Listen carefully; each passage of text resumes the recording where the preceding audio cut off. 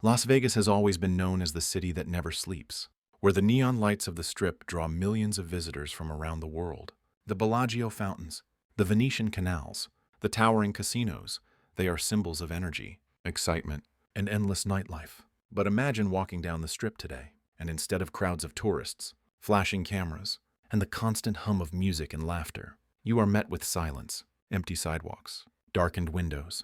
A city built on spectacle suddenly looks like a ghost town. This shocking image is not just a temporary glitch or a slow weekday night. It's a symbol of something much bigger happening in America. For decades, Las Vegas has been considered a thermometer of the nation's economy, its culture, and its appetite for entertainment. If people are no longer filling the streets of the Strip, if casinos and hotels are struggling to attract visitors, then the message is clear. Something fundamental is shifting in the way Americans live, spend, and dream. So why is the Strip suddenly empty? And why should the rest of the country pay attention? The answers may be more unsettling than you think. To understand why Las Vegas Boulevard, the iconic Strip, now feels strangely hollow, we need to step back and look at the bigger picture. For decades, the Strip has been more than just a tourist attraction. It has been the economic lifeline of Las Vegas and a reflection of American culture itself. Every year, millions of people poured into its casinos, theaters, and luxury resorts, spending billions of dollars and fueling an industry that employed tens of thousands of workers. The Strip was a place where Americans and international visitors came to escape, to indulge, and to believe in the idea that what happens in Vegas stays in Vegas. But recently, the magic has started to fade. Reports of empty hotel lobbies, less crowded sidewalks, and shuttered shops point to a dramatic decline in foot traffic. This isn't just about a dip in tourism, it's about shifting priorities in America. Rising prices have made the once affordable weekend getaway into a luxury trip. Safety concerns have also played a role, with headlines about crime and violence tarnishing the city's glittering image. At the same time, younger generations are less captivated by the allure of slot machines and all-night parties. They prefer experiences rooted in technology, wellness, or authenticity, things Las Vegas has struggled to deliver. The emptiness of the Strip signals something much larger: America's changing relationship with entertainment, money, and identity. What was once the beating heart of fun and excess now looks like a warning sign. If Las Vegas, the city built on indulgence, can no longer captivate, what does that say about the state of the nation itself? Even though the world has largely moved on from COVID-19 restrictions, the psychological scars remain. Many travelers have grown used to staying home, saving money, and avoiding crowded destinations. For a city that thrives on mass gatherings, this long-term behavioral shift has chipped away at Vegas's lifeblood. For residents of Las Vegas, the Strip has always been more of a tourist playground than a local hangout. But rising housing costs and urban sprawl have pushed communities farther out, without local traffic to support businesses. The Strip is even more dependent on outside visitors. What was once dazzling and new now feels repetitive to some. Casinos haven't reinvented themselves fast enough, and visitors complain that the Strip no longer has the same wow factor. Competing cities now offer fresher, trendier experiences. Streaming services, esports, and even virtual casinos have given people alternatives to traveling. Why book a trip to Vegas when the excitement of gaming and live shows can be found online at a fraction of the cost? Millennials and Gen Z are less interested in all-night gambling binges. They prefer experiences tied to wellness, authenticity, and social media shareability.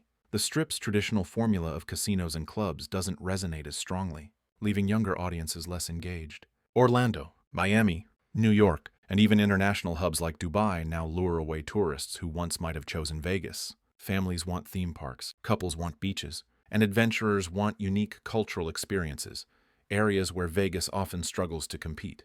Rising inflation, higher interest rates, and shrinking disposable incomes have changed the way Americans spend money. A weekend getaway to Las Vegas, once considered a fun splurge, now feels out of reach for many households. Instead of dropping hundreds or even thousands on flights, hotels, and gambling, families are choosing to save or spend closer to home. The Strip's decline in foot traffic reflects this national struggle. When the economy tightens, luxury entertainment is the first thing to go. Las Vegas has always been known for its desert heat, but recent summers have brought record-breaking temperatures.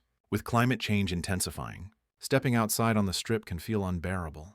Tourists who once loved strolling from casino to casino now find the experience punishing.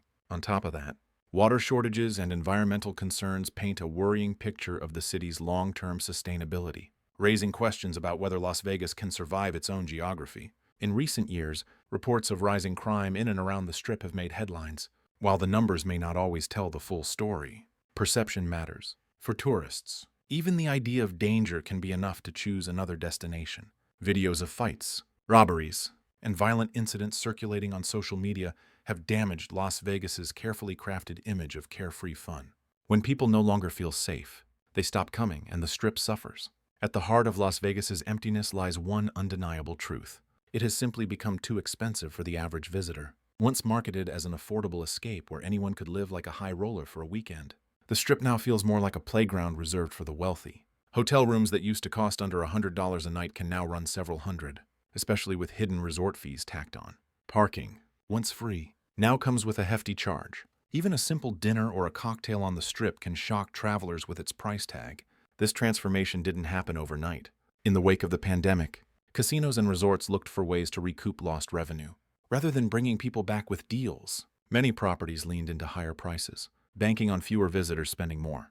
But this gamble seems to be backfiring.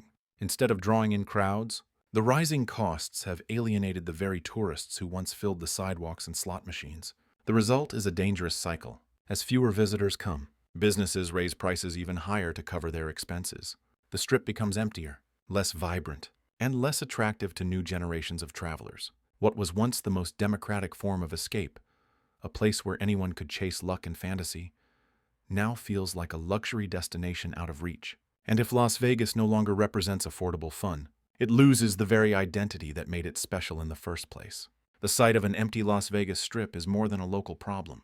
It's a warning sign for America as a whole. For decades, the Strip has mirrored the country's values: ambition, indulgence, the pursuit of dreams. If the sidewalks are bare, if the neon lights glow without an audience, then perhaps it reflects a deeper truth about where the nation is heading. Rising costs, social anxiety, environmental challenges, and shifting cultural values all converge in this one stretch of road. And the emptiness is not just about Las Vegas. It's about what Americans can no longer afford, what they no longer believe in, and what they are beginning to fear. When people stop coming to the city that was once the beating heart of entertainment, it forces us to ask, what else are they abandoning? Are they turning away from risk, from adventure, from community itself? Or are they searching for something different, something that Las Vegas can no longer provide?